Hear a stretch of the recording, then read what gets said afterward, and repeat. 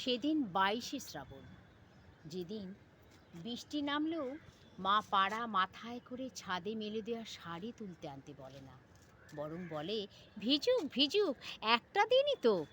মেয়ে জানে সেদিন 22শে শ্রাবণ, যেদিন মা ওষুধের বাতিক খুলে খোলা জানালার পাশে বসে থাকে সারাটা দুপুর আর গুনগুন করে গান গায়।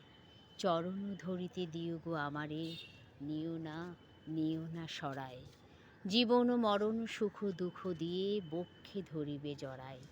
মেয়ে জানে সেদিন 22শে শ্রাবণ। ভাতের হাঁড়িতে সেদিন ভাত ফুটতেই থাকে।